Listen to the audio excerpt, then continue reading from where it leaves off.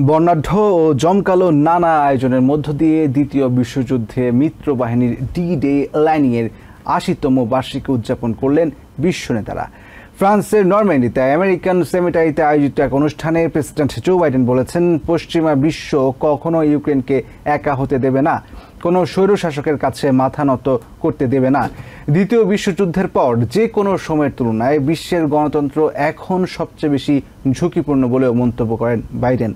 ব্রিটেনের রাজা তৃতীয় চার্লস বলেছেন, স্বাধীন দেশগুলোকে অত্যাচারের বিরুদ্ধে একসঙ্গে রুখে দাঁড়াতে হবে, এটাই ডি-ডের শিক্ষা।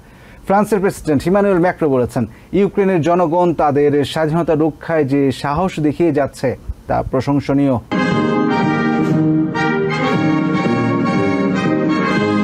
দ্বিতীয় বিশ্বযুদ্ধে নাৎসি বাহিনীর বিরুদ্ধে ইউরোপের মূল ভূখণ্ডে মিত্রবাহিনীর স্থল অভিযান শুরুর ৮০তম বার্ষিকী উপলক্ষে বৃহস্পতিবার ফ্রান্সের নরম্যান্ডিতে জড়ো হন বিশ্ব নেতারা। প্রেসিডেন্ট বাইডেন, ফ্রান্সের প্রেসিডেন্ট ইমানুয়েল ম্যাক্রো, ব্রিটেনের রাজা তৃতীয় চার্লস এবং প্রধানমন্ত্রী ঋষি সুনাক, জার্মানির চ্যান্সেলর ওলাফ শলৎজ সহ বিভিন্ন দেশের রাষ্ট্র ও সরকার প্রধান এবং কয়েকশো অবসরপ্রাপ্ত সেনা ডি-ডে ল্যান্ডিংয়ের নানা অনুষ্ঠানে অংশ নেন। ১৯৪৪ সালের ৬ই জুন নাৎসি বাহিনীর বিরুদ্ধে যুদ্ধে অংশ নিতে মিত্রবাহিনীর প্রায় ১৫৬,০০০ সেনা ফ্রান্সের নরম্যান্ডির উপকূলে অবতরণ করে। ৮০তম বার্ষিকীতে সেই দিনটির পুনর্মঞ্চায়ন করে ব্রিটিশ সেনাবাহিনী। দ্বিতীয় বিশ্বযুদ্ধের বীরত্ব ও আত্মত্যাগের এই স্মরণ অনুষ্ঠানে আমন্ত্রিতদের মধ্যে অংশ নেন ইউক্রেনের প্রেসিডেন্ট ভলোদিমির জেলেনস্কিও। তার উপস্থিতি যেন সবাইকে স্মরণ করিয়ে দেয় যে ইউরোপ এখনও যুদ্ধের অন্ধকারে আচ্ছন্ন।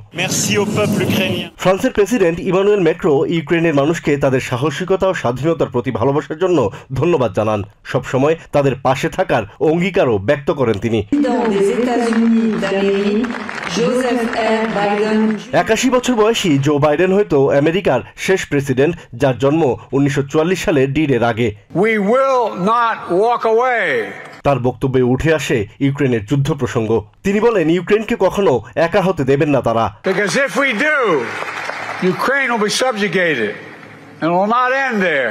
নেটো আগের চেয়ে বেশি ঐক্যবদ্ধ উল্লেখ করে বাইডেন বলেন, অন্যায়, আগ্রাসন ও গুন্ডামির কাছে মাথা নত করা যাবে না, তাহলে ডি-ডের ইতিহাস ভুলে যাওয়া হবে।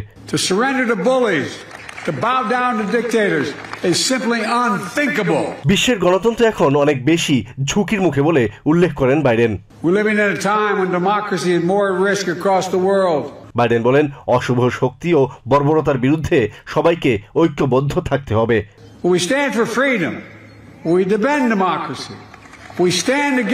এ সময় দ্বিতীয় বিশ্বযুদ্ধে অংশ নেয়া সেনাদের স্যালুট জানান প্রেসিডেন্ট।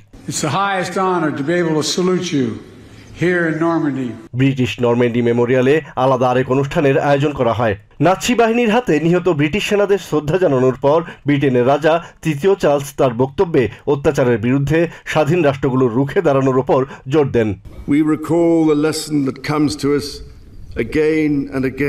অন্যদিকে আমেরিকান সেমেটারিতে প্রেসিডেন্ট বাইডেনের বক্তৃতা শেষে আমেরিকান ভেটেরানদের আনুষ্ঠানিকভাবে সম্মান জানানো হয়। কুচকাওয়াজের মাধ্যমে স্মরণ করা হয় ডি-ডেতে নিহত সেনাদের। পরে ২১ বার তোপধ্বনির মাধ্যমে শ্রদ্ধা জানানো হয় তাদেরকে। Asad real, TVN 24 news desk. New York থেকে সম্প্রচারিত টিভিএন 24 টেলিভিশন বিশ্বজুড়ে বাঙালির কণ্ঠস্বর।